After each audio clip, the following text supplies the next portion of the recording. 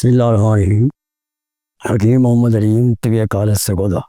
آج القانون فی الطب شیخ بو علی سینا کی کتاب سے کچھ بتائے جائیں گے آپ کو۔ اس سے پہلے جہاں تک ہوگا کہ امور طبیہ کیا ہے۔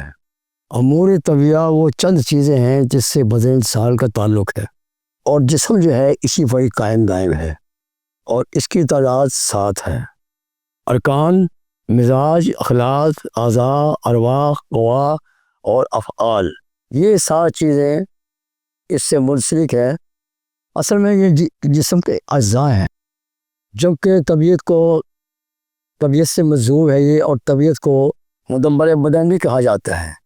بقول افلاطون، طبیعت ایک خدا داد صلاحیت ہے جو اللہ تبارک و تعالیٰ نے ہر انسان کو عطا کی ہے، جو بدن کی اصلاح پر مامور ہے، اور اسی طبیعت کا کام یہ ہوتا ہے کہ جسم میں جو خواہشات پیدا ہوتی ہیں کسی بھی شکل میں، وہ اسی کی وجہ سے ہوتی ہیں، کیونکہ اس کو قوت مدبرہ بدن اسی لیے کہا جاتا ہے کہ یہ بدن میں تدبیر کرتی ہے اور اس کے کمالات کی حفاظت کرتی ہے۔ اسی سے تمام کاروبار انجام ہوتے ہیں جسم کے۔ چنانچہ امور طبیہ بھی طبیعت کی طرف منسوب ہے۔ طبیعت کا ترجمہ انگلش زبان میں فزکس، اس کو فزکس کہا جاتا ہے، اسی لیے لفظ ہے فزیشن۔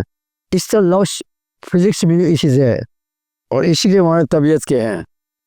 چنانچہ جو معالج ہوتا ہے اس کو طباعی کہا جاتا ہے، یہ بھی لفظ طبیعت سے منسوب ہے۔ ارکان کی تعریف، ارکان رکن کی جمع ہے، اور ارکان کے معنی 4 چیزوں کے ہیں: آگ، ہوا، پانی اور مٹی۔ آگ کا مزاج گرم خشک، ہوا کا مزاج گرم تر، پانی کا مزاج سرد تر، اور مٹی کا مزاج سرد خشک ہے۔ تمام کائنات جو ہے اسی سے بنی ہے، اور انسان کی تخلیق بھی اسی سے ہوئی ہے۔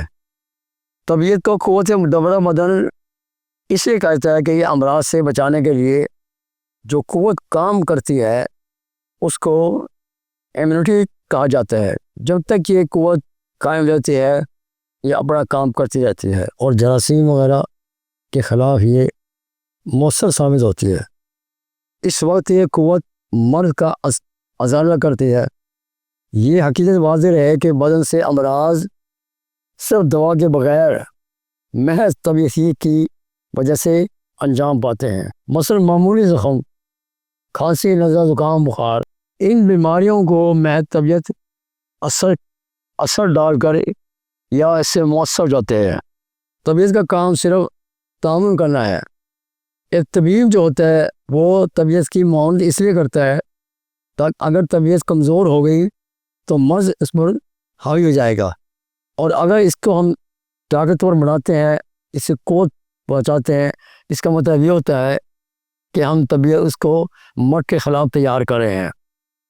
اگر طبیعت کمزور رہے گی تو مرض اس پر غالب آ جائے گا۔ اگر طبیعت اس کو غالب آئے گی تو یہ طبیعت قوت ہوتی ہے۔